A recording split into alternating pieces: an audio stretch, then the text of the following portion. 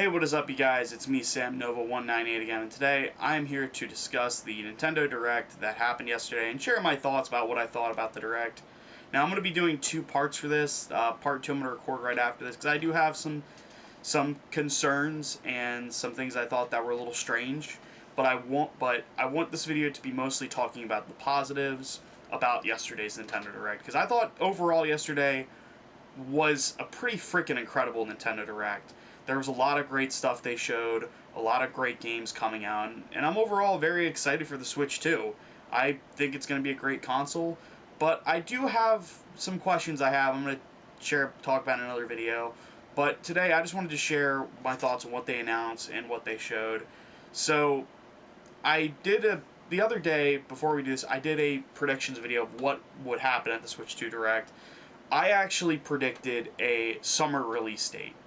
And I was correct. It is coming out in June, so that's the start of the summer. June 5th, 2025 is when we'll get the Switch 2. And I also predicted we'll see Mario Kart 9. We did get Mario Kart 9, which is now called Mario Kart Worlds. I also said we would see some more Metroid Prime 4 and get a release date. We did see Metroid Prime 4, but there's still no release date, but we'll talk about that in a sec. But with this Nintendo Direct, they started off it yesterday by showing Mario Kart Worlds, or Mario Kart 9, which is, it looks awesome. I'm very excited for it. It looks like a lot of fun. I know a lot of people have been discussing this online. I thought it was a very, very big deal that they did this. They showed it off with this, because I feel like Nintendo had pretty much been teasing us for years with Mario Kart 9. And I'm not the biggest Mario Kart fan, but I do want to get Mario Kart Worlds, because it does look like a lot of fun, and hopefully that's going to hold me over until we get another Smash game. But also yesterday, they showed off how the Switch is going to look, what the Switch will do, like the different features. Like there's going to be a built-in microphone on the Switch. They showed off new Joy-Cons. They showed off a new button, the C button, which it's basically like how you set up, like, I guess, a group chat meeting and so forth. From what I understood, they also showed off a new camera. I'll talk about that later, but let's get into the games. I'm not going to go too much into like all the specs they showed, but there was a lot of cool different things they showed with the Switch 2. And like I said, it's coming out June 5th, so 2 more months until it comes out. So it's going to be a pretty big deal, and the price of the console is going to be $450, which is a little steep. There's also a bundle that's going to come with Mario Kart Worlds, which is going to be $500, so I'll talk about that in another video, my thoughts on that. But they also showed off some other stuff, like the Switch 2 cartridges are going to look different. But let's get into the games and talk about what I thought. So, after Mario Kart Worlds, they showed off a little tech demo called Nintendo Switch 2 Welcome Tour, which is going to be available on the Switch eShop. I think this should be free. I don't think it should be $10, because this is a tech demo. It kind of it reminds me of it reminded me a little bit of Astro's Playroom, the game that was bundled in with the PS5. I feel like that should be free for every Switch. That's just me.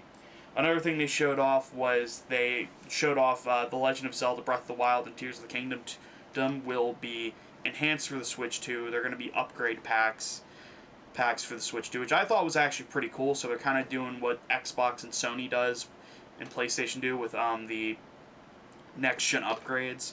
So I'm curious to see how Tears of the Kingdom and Breath of the Wild run, though. I am curious, will I be able to transfer my save data from Breath of the Wild over to the Switch 2 version? That's my big question with the upgrade packs. Next, they showed Metroid Prime 4 Beyond, which looks absolutely incredible. They said it's going to run at 120 frames per second on handheld mode, which that's absurd to me. And then they also said it's going to be 60 frames per second in 4K on the docked. I think that might be for quality mode, but I'm hoping for performance mode. Next up, they showed Kirby the Forgotten Land is getting a DLC, which is going to be Starcrossed World, which that's also going to have a next-gen upgrade, upgrade. So I'm curious to see what that does.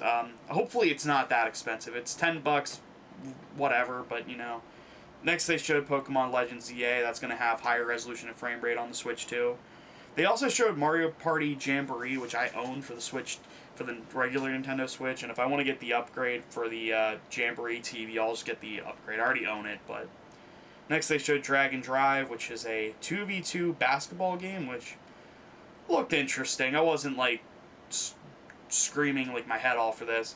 Next up, they showed another Hyrule Warriors game called Hyrule Warriors Age of Imprisonment. Now, this is, I believe, a spin-off of Tears of the Kingdom, which I know people are very mixed on Tears of the Kingdom. I love Tears of the Kingdom. I know it is flawed, but I still really enjoyed it.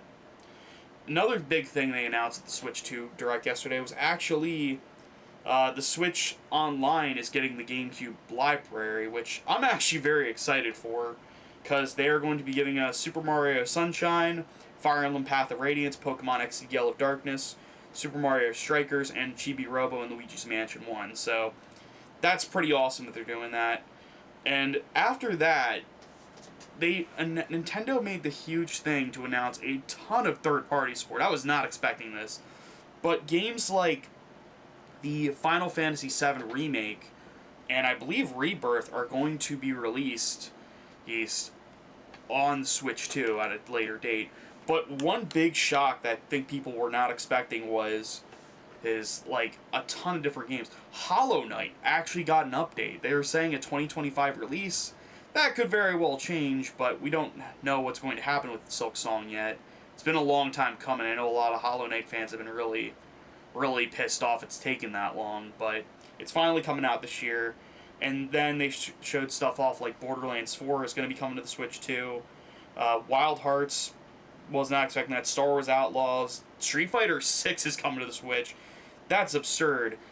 But there was a lot more third-party support. There was a ton, so that was definitely interesting to see. But one thing I was not expecting at all, this is the biggest one, was that From Software, the guys that made Elden Ring, which Elden Ring is coming to the Switch too, they announced a brand new IP, Duskbloods, which is coming to the Switch too in 2026. And I was like, From Software is doing a new IP on the Switch 2? That felt unreal to see that. I couldn't believe that was actually happening. And then the next thing they showed off, this is actually one of the last two things they showed. Masahiro Sakurai, the guy that made Super Smash Bros. Ultimate and so many other games, he is coming out with Kirby Air Riders 2, which I think everyone was losing their mind over yesterday, because that was a cult favorite. But man, that was a big deal yesterday when it got shown off. But I think the last thing they showed, this was what won me over on wanting to get a Switch 2, and that was Donkey Kong Bonanza. Now, a lot of people thought we would get a new 3D Mario game or something like a platformer, and we got the announcement for a brand new Donkey Kong game called Donkey Kong Bonanza, and this looked awesome. I was really impressed. It looks like a lot of fun. I know a lot of Donkey Kong fans are really hyped. I can't wait for it. So, Nintendo, don't screw that up. I can't wait for Donkey Kong Bonanza. And it's coming out July 17th, so it's not that long of a wait. And that's definitely something I'm going to pick up when I get a Switch 2. Because I have a couple of concerns for the Switch 2 and all things considered that I'm going to talk about in another video. But I wanted this video to be a sort of like thoughts on the Direct, the positives of the Direct, I thought. And I feel like this was a fantastic Direct. There was a lot of great stuff they showed. There was a lot of big things they talked about, revealed. And I can't wait for the Switch 2. And I can't wait for a lot of these games. Mostly, the third-party stuff I mostly already own on other consoles. But for games like Donkey Kong Bonanza, I can't wait for. Mario Kart Worlds and Metroid Prime 4 Beyond look amazing, so we'll have to wait and see how those turn out. But anyways, what did you guys think of the Nintendo Direct? Did you like it? Did you hate it? Did you feel disappointed? Did you feel overwhelmingly satisfied? Let me know in the comments. And anyways, I will see you guys next time, and goodbye.